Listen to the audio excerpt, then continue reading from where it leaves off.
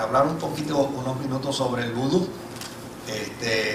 Pues mire, el vudú es el nombre genérico de los cultos del reino africano occidental.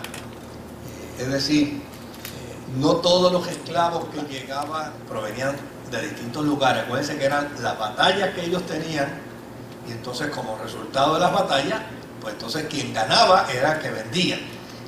Así que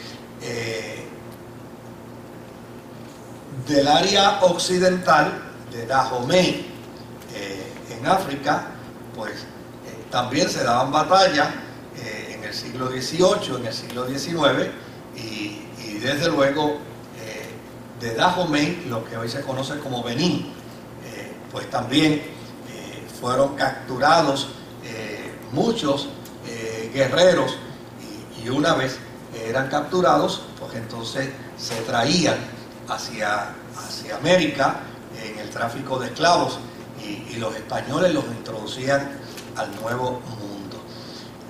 Desde luego, pues Haití era una de esas islas donde también se llevaban esclavos.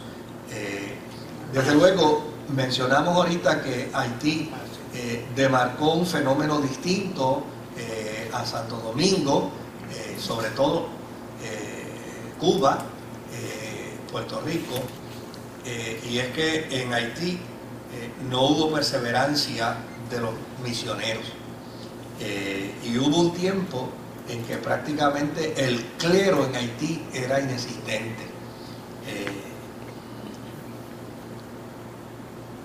Por su posición geográfica, por su suelo, etcétera, etcétera, pues Haití no es considerado, ¿verdad?, una perla desde el punto de vista topográfico, desde el punto de vista geográfico.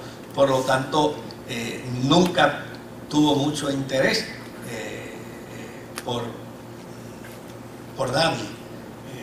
Así que el que llegaba allí. Es más, yo creo que hace ya como 10 años de lo del temblor de tierra en Haití, ¿verdad? Creo que unos 9, 10 años. Yo no sé si usted recuerda que los medios noticiosos presentaron, eso era el desayuno, el almuerzo y la comida, ¿verdad? Porque las noticias son noticias en tanto y en cuanto vendan productos. Si no venden productos, dejan de ser noticias. Si usted va hoy a Haití, usted va a ver la noticia de 9 años atrás, de 10 años atrás, en vivo. Sigue igual. El Capitolio sigue hecho canto. Todo está igual. ¿Dónde sale una noticia hoy? La gente sigue en carpas, la gente sí, todo, o sea, no, eso, los chavos en algún lado se perdieron. Sí, o sea, esa es la realidad, o sea, es una nación que siempre ha sufrido gravemente las injusticias políticas, las injusticias sociales. De hecho, el haitiano es una persona profundamente resentida, profundamente dolida, y eso lo hace ser una persona violenta. Uno a veces se sorprende, y obviamente yo no quiero hacer ningún planteamiento que vaya en deterioro de nadie, pero uno ve hasta ese elemento marcado aún cuando llega a Santo Domingo. Cuando uno llega a Santo Domingo y va precisamente a los cañaverales, uno descubre que ya la caña no la cortan los dominicanos, la cortan los haitianos. Y los hoyos inmensos que se hacen no lo hacen ya los dominicanos, lo hacen los haitianos. De hecho, una pena que en aquel tiempo no tenía pues un aparatito de esto que uno puede tomar un video, pero yo vi en un edificio que se estaba construyendo, subiendo bloques, y la mejor manera de ejemplificarlo era como aquellas películas de muñequitos que se daban en el 60 y en el 70. Era uno en el techo, uno más abajo en un alerito, otro agarrado de dos cantos de palo, otro un poquito más abajo y dos abajo, subiendo los bloques a mano, los sacos de cemento de la misma manera. Y uno decía, Dios mío, qué cosa más inhumana. Se cayó, se mató, que suba otro. O sea, entonces uno históricamente observa que Haití siempre ha estado en desventajas, siempre. Uno a veces ni lo entiende, uno dice, Dios mío, pero ¿por qué tienen que ser ellos los que más sufren? O sea, a veces no, o sea, las clases sociales es uno y otro acá, y es rico, no hay otra manera. Los que llegan a posiciones de privilegio en el ejército son los que se hacen de dinero, son los que tienen los castillos, las casas. Los demás viven en extrema pobreza. Pero esto no es de ahora, esto ha sido de siempre, de siempre. Imagínense, en Santo Domingo se estableció la sede del catolicismo a nivel digamos, caribeño, el nuncio papal, lo que se conoce como el nuncio papal. Y desde que se estableció, así está. O sea, en Santo Domingo está el nuncio papal, que es el representante del Papa para el Caribe. Y él es el que imparte las instrucciones con respecto a Santo Domingo, con respecto a Cuba, con respecto a Puerto Rico, con respecto a Haití. Él es el que reparte el bacalao. ¿Ves? Entonces, pero fíjese qué interesante. Haití nunca ha podido tener un privilegio de decir, estamos privilegiados por X o por Y. No, siempre ha estado atrás. Y se han hecho esfuerzos. Yo recuerdo en esta última desgracia, óigame, los esfuerzos eran extraordinarios. Las personas que trabajaron directamente con eso pueden dar fe de todo el esfuerzo que se hizo. Hoy en día sigue en la misma situación. Así que el que haya habido una ausencia del clero, y que no fue hasta el 1860, hace más o menos 154 años, que se firmó un concordato con el Papa, donde entonces se llevó a Haití, obviamente, un grupo de religiosos, pero eran religiosos franceses. Y desde luego, ese ausentismo cristiano que vivió Haití en el siglo XVIII, y casi hasta el siglo XIX, ese ausentismo religioso hizo entonces, obviamente, que la experiencia de el vudú, que era la religión que practicaban los esclavos de Dahomey, pues de Dahomey, del área de Benín, de África, pues obviamente fuera el que imperara. ¿Cómo imperaba? Entonces, tomándose la mala educación cristiana que había y entremezclándose. Fíjese, contrario a Puerto Rico, contrario a Santo Domingo, contrario a Cuba, donde ya no sencillamente, óigame, no todos los esclavos en Puerto Rico se hicieron santeros. Todo lo contrario, la inmensa mayoría de los esclavos se hicieron cristianos. Lo mismo sucedió en Cuba. La inmensa mayoría de los esclavos en Cuba se hicieron cristianos.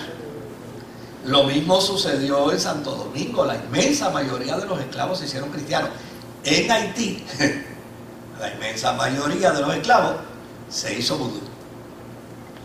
No es hasta el siglo XIX, en el 1860, ya casi a más de la mitad del siglo XIX, que entonces empieza un esfuerzo misionero por el cristianismo para hacer entonces que esclavos o ex esclavos abandonaran la experiencia del vudú para que se hicieran cristianos. Pero en Haití fueron los franceses los conquistadores. Sí. La Casa de España. Sí, no, la diferencia sí fue esa, o sea, la colonización francesa versus la colonización española era muy distinta. Tal vez puede surgir algo como un tanto gracioso, ¿no? Pero la colonización española era un poco más humana. Bueno, más educada. Sí, era más humana. De hecho, la reina de España ordenó que se trataran con dignidad y se cuidaran mejor a los indios obviamente del nuevo continente. Bueno, pero por lo menos estaba a la orden. Ahora,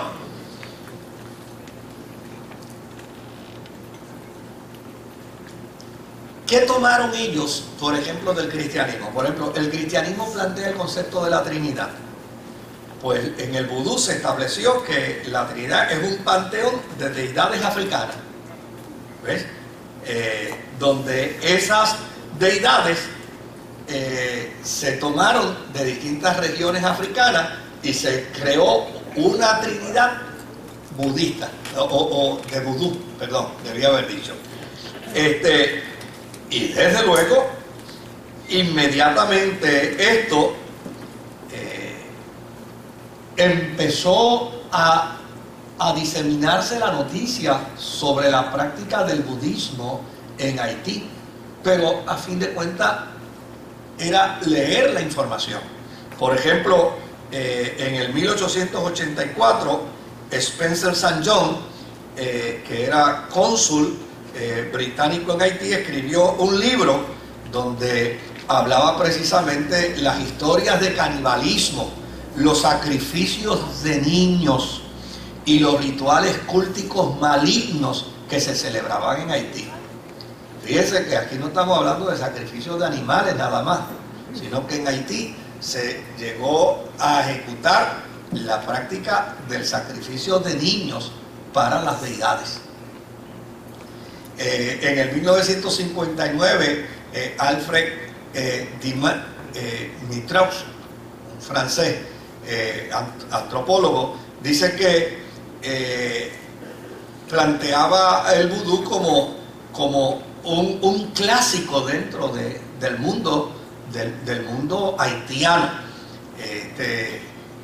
y decía que si bien era cierto, tenía orígenes africanos, tenía una influencia católica, y que como resultado de esa influencia ellos habían reinterpretado la fe católica y la habían aplicado a su religión africana. Este hombre llegó a la conclusión de decir que el vudú es una religión extremadamente compleja, porque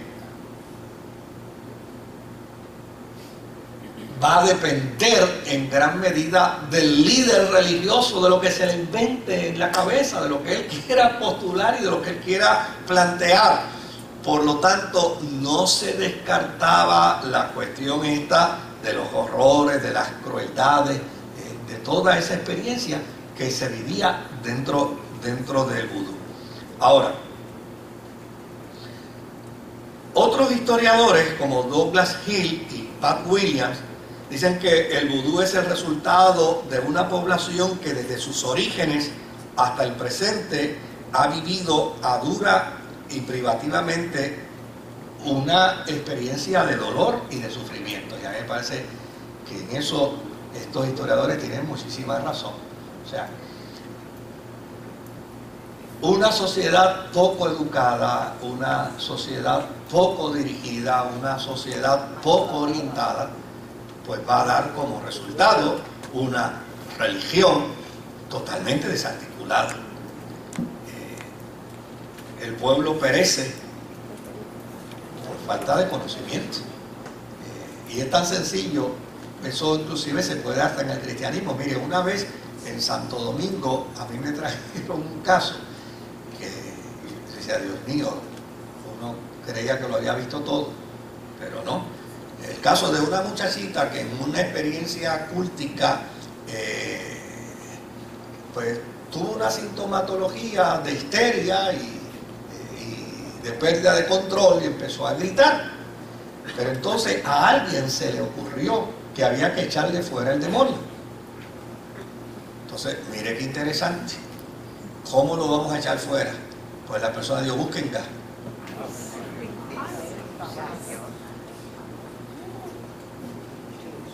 Cogieron un vaso de gas, tiraron a la muchacha al piso y empezaron a darle gas por la boca. El desconocimiento, un acto salvaje, como resultado de ¿qué? Del desconocimiento. ¿Qué era lo que los llevaba a ellos a usar gas? Pues es un demonio lo que tiene. Los demonios vienen del infierno, y si vienen del infierno están hechos candela. Si le metemos gas, sacan. ¿Se da cuenta? ¿Cómo una experiencia de ignorancia puede llevar a la gente a hacer cosas horrorosas? Pues imagínese esto dentro del contexto del vudú. Obviamente, la población hoy del vudú obviamente es una población muy densa. La lucha por ganarse la vida allí es cruel y es dura, porque como no ha habido control, imagínense, Haití tiene una deforestación inmensa, porque ellos cada vez que ven un palito le van encima el palo para hacerlo carbón. Porque ¿con qué cocinamos hoy? Pues cada vez que yo veo un palito se le tiran encima el palito y lo desbaratan y se lo llevan para su casa. Ahora, cada vez que destruyen un arbolito es ausencia de agua. Es entonces un proceso desértico, y entonces es un daño precisamente a la topografía. Pues el día que llueve lo que hace es que se va que entonces es el desconocimiento, es esa ignorancia. Entonces vamos a verlos como hijos del diablo porque practican una experiencia religiosa. No, hay que verlos con compasión y con misericordia. Ah, sí, es lo único que hay. Entonces hay que verlos con compasión, con misericordia. Y gloria a Dios por la cantidad de misioneros, porque déjeme decirle algo, y esto lo digo de no ser por la gente que tiene pasión misionera. Chequé para que usted vea quiénes fueron los contagiados con ébola en Estados Unidos, quiénes fueron los contagiados con ébola en España, quiénes fueron los contagiados con ébola en Inglaterra.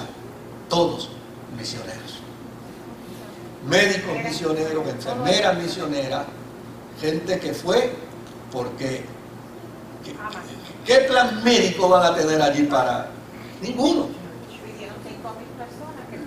Lo hacen porque tienen pasión, porque tienen compasión por los seres humanos.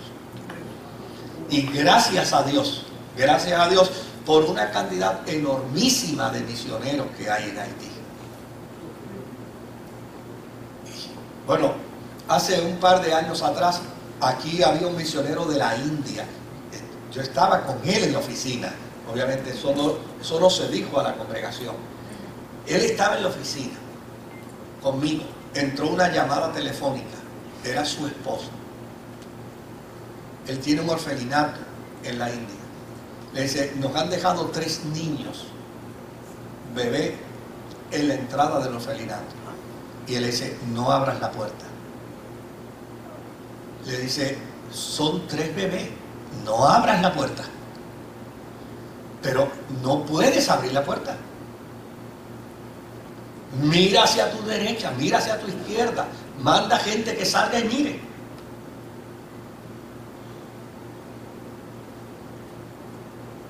al rato vuelven y lo llaman. No eran 3, eran decenas de niños que estaban escondidos en distintas áreas, esperando que abrieran la puerta para meterse. Si se meten, no los podemos alimentar. No tenemos un protocolo para agarrar cada niño y antes de introducirlo, hacerle una prueba de laboratorio para ver si tiene una enfermedad contagiosa. Y ese hombre ahí dentro, bañado en lágrimas,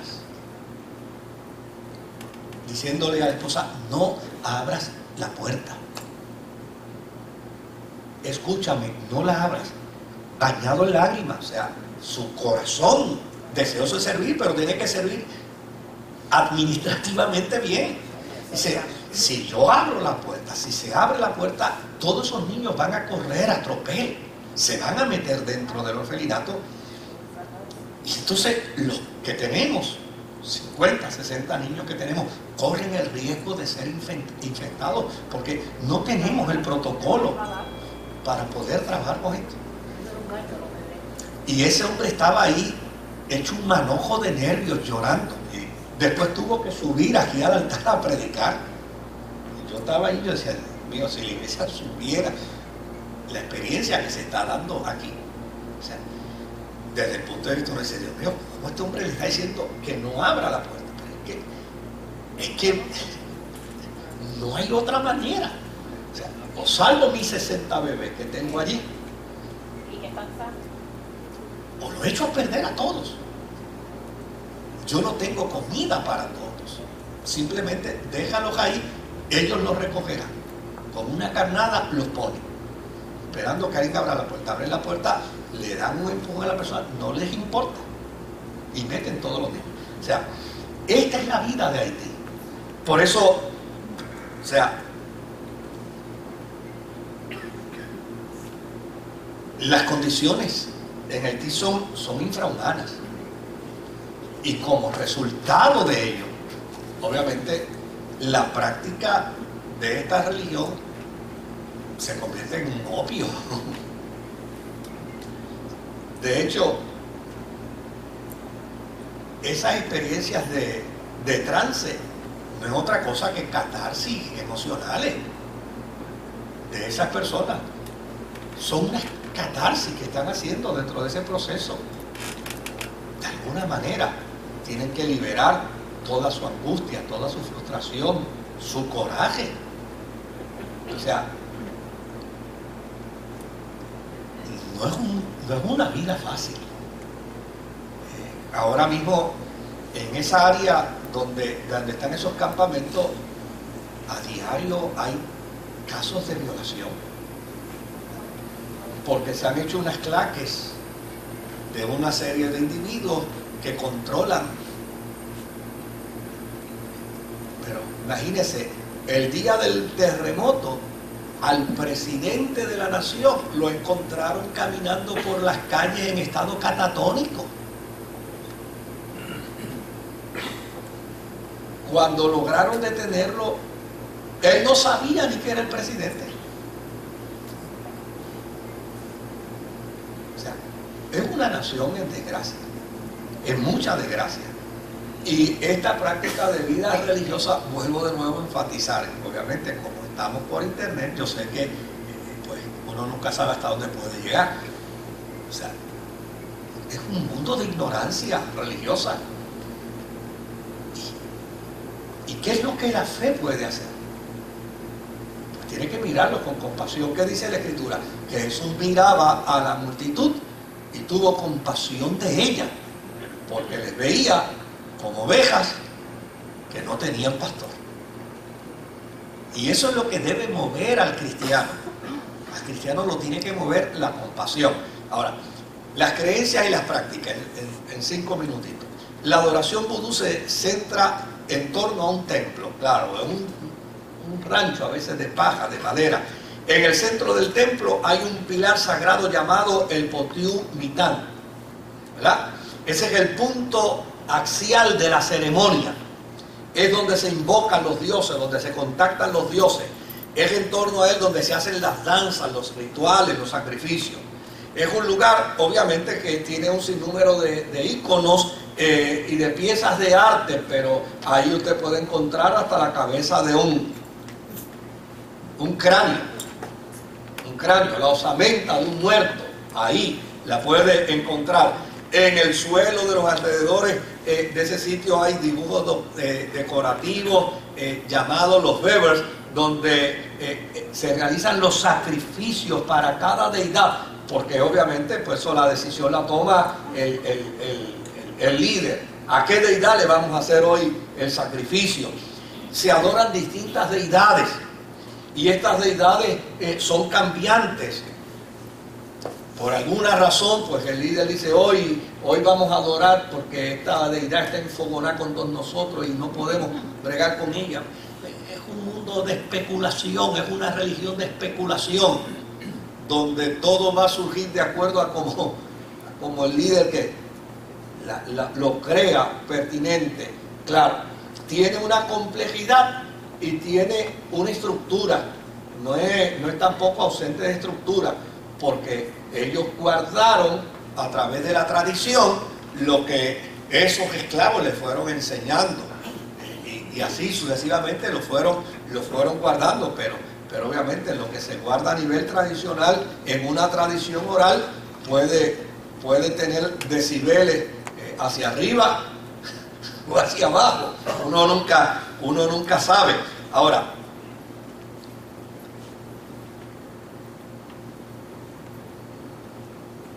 no solamente adoran distintas deidades. De una región, una deidad puede cambiar de nombre y puede ser la misma. Y eso lo vemos nosotros acá en la santería, ¿no?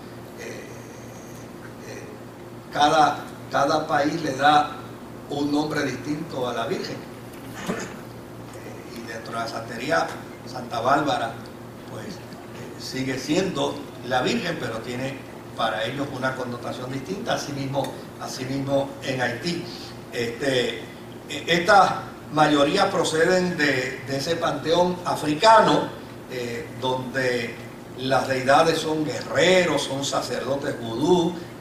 Si un príncipe de África, o aún en el mismo Haití, ¿verdad?, en aquella familia Duvalier, ¿no?, muere, pues entonces pues obviamente ese individuo tiene derecho a convertirse dentro del vudú en una deidad, y desde luego ellos tienen un sinnúmero de deidades. Yo tengo algunos nombres aquí, por ejemplo, Agüe, que es el dios del mar, el dios de los barcos, el dios de la marina; Saca, que es el dios de la agricultura; Exilí, que es la diosa del amor y del erotismo; Aidahuedo, que es la diosa del arco iris; Aisa, que es la deidad protectora; Dambaragüedo, que es la deidad serpiente de las aguas; Magulisa, que es el dios creador; Ogubodagris, que es la deidad guerrera; Barón Samedi, que es el temido guardián de los cementerios y el dios de las tumbas. Fíjense que cada elemento adquiere una deidad. A la misma vez, entonces, ellos clasifican en dos grupos esas deidades: la deidad de los Radas, que son las deidades traídas del África, ¿verdad?, y la deidad de los Petros, que son las deidades que se dan acá en las Indias occidentales. La complejidad del sistema del vudú es bastante serio, porque a veces se presentan alejados del hombre, otras veces advienen a través de seres humanos. O sea que uno no puede definir el comportamiento de una deidad. Eso queda a expensa del líder, ¿no?, del religioso dentro del vudú. Él es que determina, pues mira, esta manifestación es de fulano, esta manifestación es de sultano. Eso lo determina él. Ahora, los sacerdotes se llaman Ungán, las sacerdotisas se llaman Mambo.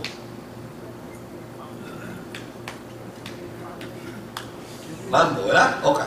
Cada cual es autónomo en su culto, ¿se da cuenta? El hombre preside sobre el santuario religioso conocido como el unfo, y suele ser el más rico y el más importante de la comunidad. Bueno, obviamente todo el que va a una comunidad donde hay un líder vudú, pues obviamente a la hora de apoyar económicamente va a apoyar aquí al líder. Por lo tanto, él tiene unos privilegios dentro de la comunidad que no los tiene la gente común. Este también es el sacerdote, es el sanador, él es adivino, él es el exorcista, él es el organizador de los entretenimientos, es el que controla, él es el que controla la comunidad. Como dijimos, sus poderes son traspasables. Pues obviamente cuando los va a pasar, ¿a quién se los va a pasar? Pues se los pasa a los suyos, para que ellos sigan obviamente con el legado, con la tradición. En el vudú lo mismo se bendice que se maldice.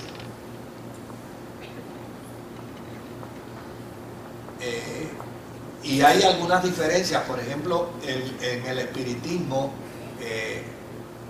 muy rara vez uno puede encontrar a alguien que haga maldad, como ellos lo denominan, ¿no?, dentro del espiritismo. De hecho, hay movimientos espiritistas que se conocen como movimientos científicos, porque no se dan meramente a la práctica tradicional, sino más bien al análisis de los fenómenos paranormales. De hecho, nosotros tenemos en la iglesia personas que pertenecieron a movimientos de espiritismo científico. Hoy son creyentes, son cristianos y son miembros de nuestra iglesia. Pero en el mundo del vudú es distinto. En el mundo del vudú puede darse el fenómeno de la maldad, del hacer daño, del hacer conjuros de maldición, el de destruir a personas, el de hacer venganza. Y eso crea un elemento bien interesante. Mire, yo no voy a mencionar nombres, ¿verdad? Porque no voy a mencionar nombres. Pero una persona artista bien reconocida vino un día a la oficina a hablar conmigo. Y obviamente venía muy preocupado, con un nivel de ansiedad muy alto, porque esta persona admira a otro artista que es también muy reconocido a nivel de Hollywood. Pero un vudú le dijo que la persona que vino a verme le había hecho un trabajo para hacerle daño. Y entonces cuando le dijo que le había hecho el trabajo para hacerle daño, pues la otra persona dijo, ¿con qué esas tenemos? Pues entonces yo también le voy a hacer un trabajo para hacerle daño a ella. Y entonces, claro, el individuo que no es otra cosa que un buscón, entonces aprovechó y llamó a este artista para decirle, mira, llegó una información donde tú le quieres hacer daño a una persona, esta persona ha ordenado hacerte daño a ti, pero como yo tengo la facultad para neutralizarlo, o sea, él era juez y parte en todo el proceso, ¿no? Y obviamente la persona llegó aquí en un viaje expreso a eso, que quería venir a hablar conmigo sobre la situación. Y obviamente, pues, a la luz del Evangelio, pues, ¿qué uno le puede decir a una persona bajo condiciones como esta? Pues mira, eso son ignorancias, este es un cuentista, este es un embaucador. Pero hay gente que dice, el mal existe. Pues claro que el mal existe. Satanás vino a robar, vino a matar y vino a destruir. Ahora, lo que es importante es que nosotros afirmemos que si estamos en Jesucristo, Él es la fortaleza. Y yo creo que, claro, nosotros tenemos un problema con el lenguaje, que no entendemos bien. Mire, la fortaleza era el lugar más seguro de una provincia. Y cuando nosotros decimos, Jehová es la fortaleza de mi vida, lo que estamos diciendo, yo estoy en el lugar más seguro. Así que uno no tiene que tener ningún temor ni ninguna preocupación por ello. Pero no puede uno dejar de ver que hay una realidad dentro del vudú donde lo mismo se maldice, que se puede bendecir. Claro, hay una serie de elementos, por ejemplo los wangas, que son las cosas que se utilizan para la buena suerte, con lo que el sacerdote conjura espíritus benévolos o espíritus de buena suerte y se los envía a personas para que los acompañen. En maldición se usa el paquete, es donde se llaman a los vacas y a los acetos, que son los espíritus malignos o los espíritus errantes. Y ahí sí que hay que tener mucho cuidado, porque cuando esos tipos son invocados, ¿verdad?, pues para hacer daño, entonces sí, que ellos dicen, a eso son los que yo te echo detrás, a los vacas y a los acetos. Y desde luego, dentro de ese mundo de ignorancia y de superstición, pues Satanás se aprovecha. El mal se aprovecha. Y hay gente que dice, mira, yo he visto unas cosas allí terribles. Sí, claro que se pueden ver. Una vez una persona me decía que había ido a un estudio de antropología. Dice que vio a una jovencita levitar. Dice, esto no me lo contaron, esto lo vieron mis ojos. Sí, puede ser. Obviamente no se está invocando a Dios. Se están invocando fuerzas del mal. Ahora, ¿cuál es el proceso de iniciación? Y aquí terminamos. Claro, para una persona ser iniciada en el vudú, tiene que iniciarlo un mambo. ¿Se acuerdan de aquella persona que le hablé la otra vez que se convirtió al cristianismo? Pues esta persona había sido iniciado tanto en Cuba como en Haití. Y quien posea una iniciación de Cuba y de Haití, oiga, eso lo respetan porque llegó iniciado por un Muncán, ¿verdad? Y eso es lo máximo. Y esta persona de quien yo le hablo llegó a esos dos niveles. El iniciado pasa por unas fases interesantes. Primero lo purifican, luego pasa por el ritual del fuego, luego tiene que demostrar que conoce el lenguaje africano, ese lenguaje, que conoce los nombres de las deidades en el lenguaje, que sabe los procedimientos del ritual del culto, y que obviamente conoce los aspectos de la ceremonia, de las danzas, de los símbolos, de los distintos toques. O sea, no es cuestión de que a cualquiera lo hacen, tiene que demostrar que tiene todo ese conocimiento. Y desde luego, para demostrar ese conocimiento le dan un periodo de 6 meses hasta 3 años para que pueda demostrar, y luego de ello entonces es que lo inician como un líder dentro del vudú.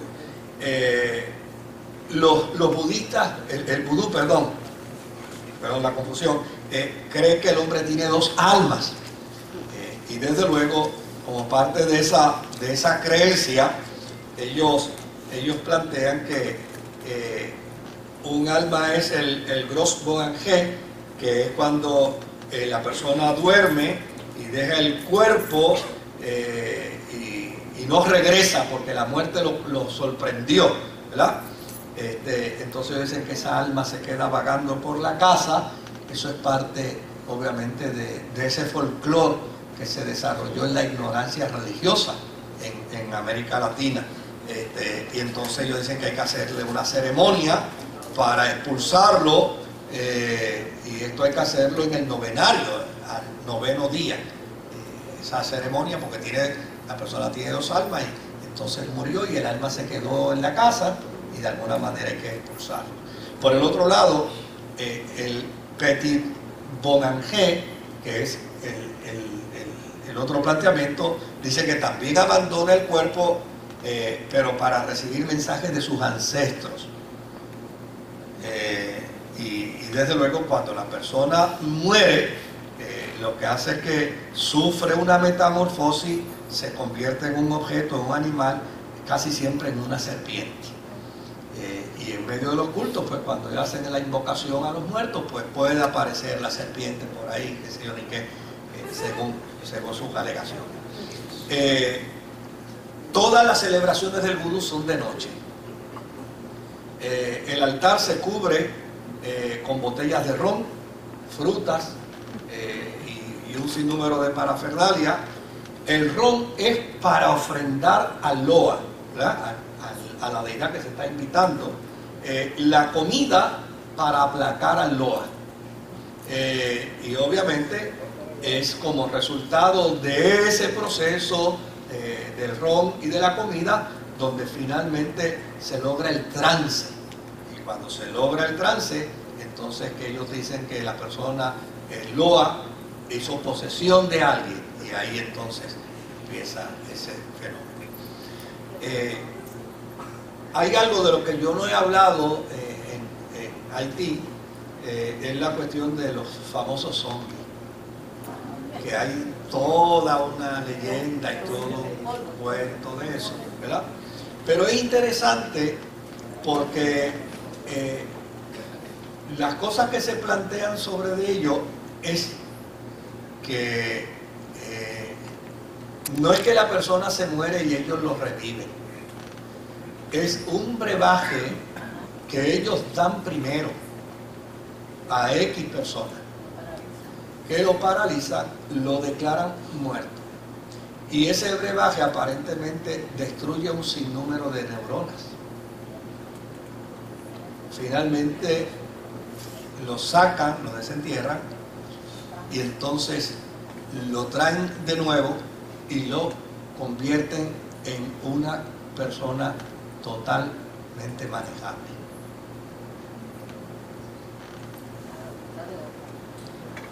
Es un ser que se convierte en un esclavo de alguien y es utilizado para ciertas destrezas, para ciertas tareas, algo totalmente inhumano. O sea, ¿quién tiene derecho para darle un brebaje a un ser humano y luego llevarlo a ese tipo de condición? Claro. Es un mundo doloroso, es un mundo agónico, es un mundo triste, pero es un mundo a quien también el Evangelio quiere alcanzar y el amor de Dios quiere tocar. Por lo tanto, la postura de la iglesia no puede ser una postura de aborrecimiento, por así decirlo, hacia estos seres humanos, sino tiene que ser una postura compasiva y misericordiosa. Hay gracia de parte de Dios para ellos. Y el deber y la responsabilidad de la iglesia es proclamar el Evangelio de Jesucristo. Así es que esa es la responsabilidad. Si hay alguna pregunta por aquí, por acá, con mucho gusto. Sí.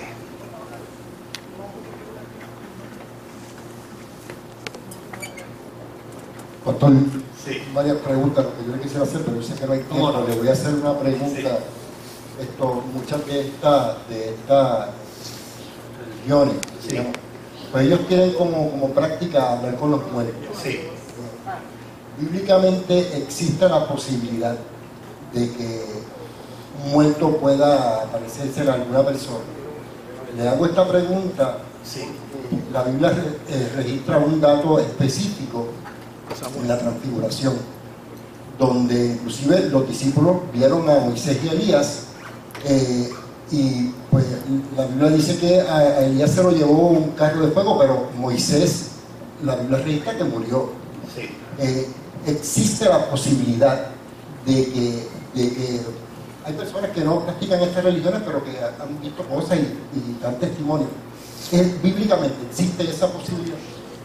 En una ocasión yo estuve hablando con un distinguido, una persona muy distinguida en Puerto Rico que es practicante del espiritismo. Tuvimos una conversación muy amena, y él me dice, ¿A ti no te parece curioso que la Biblia prohíbe hablar con los muertos? Si prohíbe, es que se puede hablar. Espérate un momentito, no. Si prohíbe y tú eres cristiano, lo que tienes que hacer es obedecer la prohibición. No es que si prohíbe quiere decir que se puede hablar. No, no, no. Me parece que si la Biblia lo prohíbe, lo propio es obedecer lo que las Sagradas Escrituras dicen. Ahora, lejos de la experiencia de Saúl con Samuel, que me parece que es el planteamiento más clásico, porque todavía en el caso de la transfiguración, obviamente esa es una deducción que hicieron los apóstoles posteriormente, porque ellos no conocían allí los dos personajes, simplemente dedujeron posteriormente que podía ser Moisés y Elías, pero esa es una deducción, no es nada concreto que se pueda probar. Donde hay el planteamiento clásico es el planteamiento de Saúl cuando va donde la pitonisa de Endor y le dice a la pitonisa de Endor: hazme traer a Samuel, que ya había muerto. Entonces ella, dentro del planteamiento, le dice: hay un hombre que viene de camino, un anciano que viene de camino, y obviamente se dice que entonces Saúl y el anciano hablaron. Ahora, esto deja una serie de preguntas que son interesantes por contestar. Número uno, ¿cómo se da la práctica de la santería, del vudú, del espiritismo con respecto a los espíritus? Los espíritus no aparecen.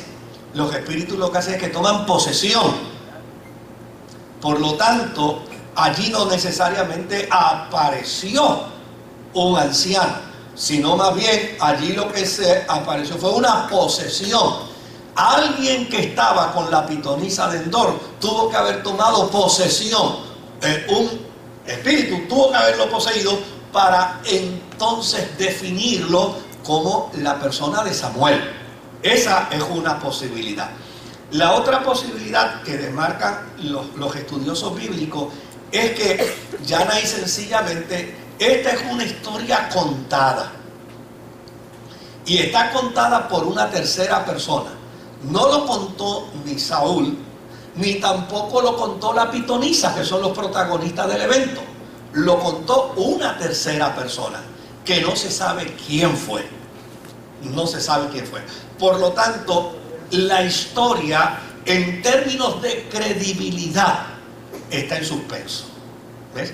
Está en suspenso porque a fin de cuentas, para uno poderle dar crédito a una información, uno necesita entrevistar a la persona que dio la información y que la pueda corroborar. Pero aquí no hay manera de poder corroborar la información. Lo que uno descubre a través de las escrituras es, número uno, la prohibición. La prohibición. Ahora, el que haya una prohibición no quiere decir que es porque existe una posibilidad, sino más bien pudiera querer decir que hay una prohibición porque ¿para qué hablar en el mundo de la superstición cuando podemos hablar con Dios a través de la oración? ¿Ves? Entonces, ya desde el punto de vista teológico, el enfoque es totalmente distinto. Fuera de ahí, cuando uno mira la inclinación bíblica, por ejemplo, Job, cuando habla de los muertos, dice que el que muere no sabe ni de dónde vino, ni para dónde se fue, ni conoce dónde vivió, absolutamente nada. Que no tiene memoria. Que no tiene memoria, correcto. Entonces, por el otro lado, en el caso de Jesús, con respecto a la parábola del rico y de Lázaro, cuando el rico le dice al seno de Abraham, permíteme, que es un muerto, dice, permíteme ir allá. Le dice, no, Señor, para eso tienen la ley y tienen los profetas, es decir, para eso está la Biblia, como queriendo decir, de aquí usted no sale, ya usted se murió. ¿Ves? Entonces, cuando uno mira el contenido bíblico, la evidencia bíblica tiende más a apuntar a que los muertos no salen, a que los muertos no hablan, a que simplemente son manifestaciones de espíritu que se pueden dar en la dimensión del bien y del mal, pero no desde el punto de vista físico. No desde el punto de vista físico. No sé si contesté la pregunta. ¿Alguien más había levantado la mano? Ajá, por acá primero, ok. Ahorita usted estaba hablando acerca de los bailes de los santeros, Sí. que son el son de la bomba y de la plena. Ajá. Existe en estos momentos aquí en Puerto Rico un grupo cristiano que se dedica a dar presentaciones y las presentaciones que ellos hacen es al son de tambores. Sí. No es de plena, sino más bien como bombas. Los caballeros se visten con los pantalones a las rodillas, amarradas las camisas en colores en la cintura, y las damas, hay desde adolescentes hasta mujeres adultas, que están vestidas de blanco con los pañuelos esos en la cabeza, y ellas bailan al son de los tambores. Sí. Son cristianos, pero mi pregunta es, ¿está bien incorporar este tipo de música al cristianismo? Bueno, lo que pasa es que no todos los que en el siglo XVIII y el siglo XIX cantaban bomba y plena estaban entregados a ese tipo de práctica. Es como si ahora surgiera una religión y decidieran utilizar como parte de su folclore litúrgico el bolero. Pues fastidiaron el bolero, ¿no? Pero no quiere decir que todo el bolero está enfocado a ese tipo de práctica litúrgica. En Puerto Rico, por ejemplo, la bomba y la plena no solamente la utilizaban los santeros, sino la gente común en sus festejos, en sus actividades, en sus fiestas, la utilizaban para su propia diversión, para su propio entretenimiento. Claro, donde habría que ver es en la letra, no tanto en el folclore. ¿Qué dicen en la letra? Por ejemplo, aquí hay un hermano que tiene un ministerio de bomba y plena, Ricardo, y él claro, cuando me habló, le dije, dame tu música para oírla. Y es interesante porque su música es folclórica, ni siquiera es una música religiosa, pero en toda la música, su letra exalta la persona de Dios, en toda su música. Claro, obviamente me dice, yo quisiera que me den un día una participación. Y bueno, yo te voy a decir qué cántico vas a cantar aquí, porque no puedo usar, claro, porque él tiene mucha música patriótica y nosotros queremos cuidarnos de que no haya nada que tenga tipo patriótico sí, pero políticos no. Son dos cosas totalmente distintas. Los patrióticos sí, pero los políticos no. Pero cuando uno escucha su letra, es una letra que reconoce a Dios, que adora a Dios, que alaba a Dios, que bendice a Dios. O sea, no pensemos, y yo lo mencioné, o sea, no todos los esclavos se hicieron santeros y se entraron al vudú. Muchos se hicieron cristianos y afirmaron su fe cristiana con firmeza. Aún cuando la tradición cultural de su música la seguían utilizando, porque es la música de ellos. Y nosotros obviamente la recibimos como herencia, porque el dicho de la abuela donde está nos compete a todos. Y por la sangre nuestra corre también algo de africano. Adelante, Lázaro. Si me permiten, con Lázaro concluimos o acabamos, como ustedes quieran. Acabamos. Claro, doctor. Sí. Ahondando sobre lo que estaba diciendo Lilian, que la plena y la bomba son ritmos autóctonos de Puerto Rico, pero no tienen que ver nada con la santería, ni con el espiritismo, ni con el vudú, ni nada. El tipo de tambor que se usa en las santerías son los tambores batá, que son africanos. El tambor batá es un toque diferente totalmente a la bomba y a la plena. La bomba y la plena es folclórica. Sí, es folclórica, claro, tiene cultura africana, Claro. Pero es folclórica. Toda la música del Caribe tiene cultura africana. Claro que sí, claro. Toda. Eso lo llevamos en la sangre y yo te lo digo. Sí, eso está ahí. El viejo mío decía que no tiene de Congo, tiene de Carabalí. Esa es la verdad.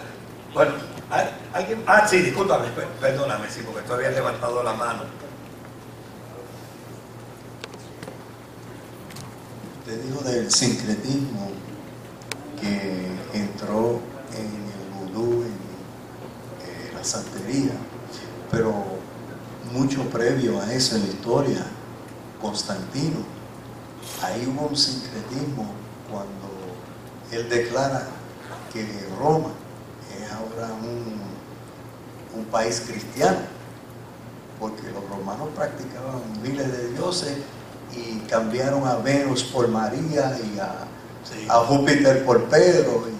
O sea, sucedió lo mismo. No, pues claro, y obviamente Constantino siguió siendo el mismo sincrético de siempre.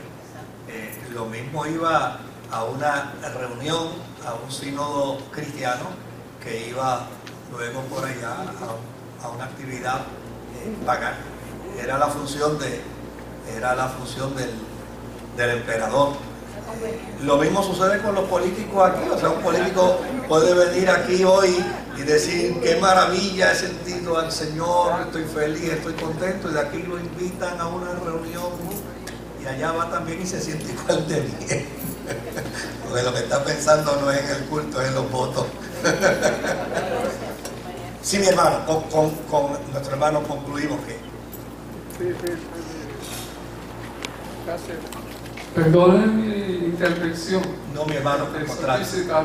No, al contrario. Añadiendo a la certeza de la respuesta que usted le dio al hermano, sí, que Dios tiene una respuesta y la tiene plasmada en el libro de Eclesiastés. Amén. Amén. Esa es la realidad. Nosotros, a mí me hubiera gustado que ustedes escucharan el testimonio de Aida de Jesús Pacheco. Aida de Jesús Pacheco fue una mujer espiritista toda una vida, y el Señor la salvó. Y fue una intervención directamente de Dios con ella, porque ella era enfermera graduada y era practicante del espiritismo. Y ella cuenta que pues obviamente ella tenía un líder espiritual, un guía espiritual que le hablaba y que le daba instrucciones de cosas raras. Ella, por ejemplo, sentía un dolor de cabeza bien fuerte y ella entendía que ese espíritu la estaba llamando a la casa. Y entonces un día ella tenía un dolor de cabeza fuerte y salió del hospital y se llegó a la casa, y entonces el espíritu le dijo que iban a hacer un viaje a través de una posesión, y ella le dijo que no porque estaba muy cansada, y el espíritu le dijo: no, tienes que hacerlo. Y dice: no, aquí quien doy las órdenes soy yo. Y ella dice que aquel espíritu le dijo: no, tú estás equivocada, las órdenes las doy yo. Y ella empezó en ese dilema, y ahí se que vio cuando el piso de su casa se abrió. Su madre era una mujer cristiana, y cuando ella vio aquella manifestación demoníaca, entonces empezó a clamar a Dios que la salvara, y a Dios que la salvara. Su madre, que estaba en el otro cuarto y estaba oyendo todo aquel revolú, dice que se tiró de rodillas y empezó a orar hasta que finalmente la gracia de Dios la alcanzó. Y esa mujer contaba precisamente el engaño que había vivido, creyendo que los muertos hablaban, y decía: mira, fui engañada hasta que me encontré con las Escrituras. Y tenía unos planteamientos teológicos bien sólidos, y lo sorprendente es que no era una estudiosa de teología, era una mujer cristiana, pero tenía unos planteamientos teológicos extraordinarios, precisamente para afirmar que no hay forma de probar que los muertos salen. No hay forma de probarlo. Ahora, Jesús lo dijo con perfecta claridad: el diablo vino a matar, a robar y a destruir. Lo que no podemos es vivir con miedo, porque Él vino para deshacer las obras del diablo. Bueno, sí. No, sí. No, sin Dios, ¿no?